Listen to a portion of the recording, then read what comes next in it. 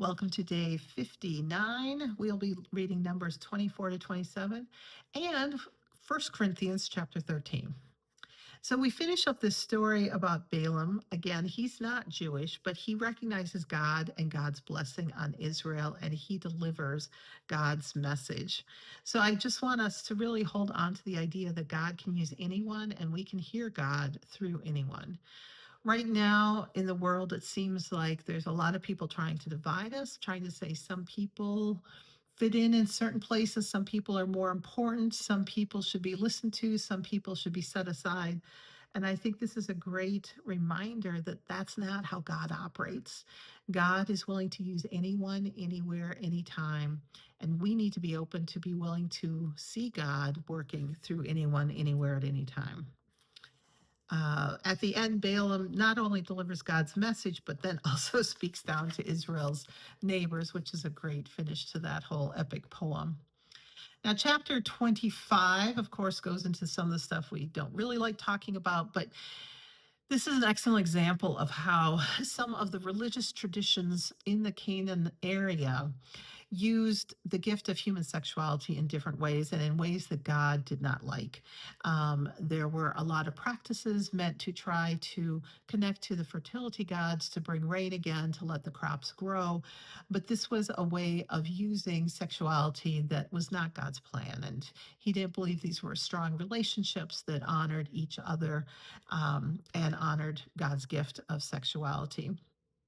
Chapter 26, we find ourselves counting again. We are in the book of Numbers, and they are counting the whole community. This time it's in preparation for entering the promised land. They've been in the wilderness for quite a while. And so everyone is counted who's 20 and older, and they're going to divide the land that they conquer and divvy it up based on the size of the different tribes. At the end of chapter 27, we have an odd little story where this group of daughters comes up to Moses, and Moses ends up going to confer with God on their request. They come from the tribe of Manasseh, one of Joseph's sons that came out of Egypt. They are concerned they're not going to have an inheritance. Their father died, and they had no brothers, they had no sons. And so essentially, they are left with nothing. They are widows, they are orphans. And they are not going to get any land when the land is divvied up because everything is inherited through the father's line. And they're pointing out this is not fair and that they're going to be in real trouble if they can't get the inheritance that would have gone to their father.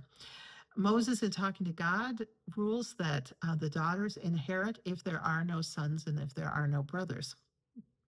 So, this is one of the early glimpses into some sense of justice that is growing for women and daughters, that it is not only about the patriarchy, but we need to look for justice and mercy in our relationships and make sure that no one is left out and left behind.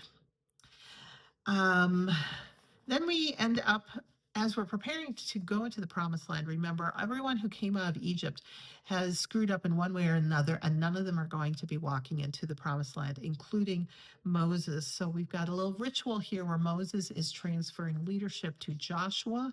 Joshua and Caleb were the two people who had come from Egypt, who were faithful to God, who went and spied out the land and believed that they could take it with God. And Joshua will be leading the Israelites into the promised land. Now, for those of you who are paying attention, the New Testament reading today is from 1 Corinthians chapter 13. You would expect we would be in Mark. I'm not quite sure why this is, but the reading plan has us jump around, and today we are reading this chapter from 1 Corinthians. Now, this is a chapter that is often read at weddings. There's a big thing about what love is, and it is a beautiful passage to celebrate the love of a new couple starting life together. But I think it is a powerful passage for a lot of us to read more frequently than we do, because it is a wonderful description of love. And it talks about the combination of faith and love, belief in love, and action in love, and that faith, belief, and action are nothing without the component of love. I think we really have to reflect on how love lasts beyond belief, faith, and action.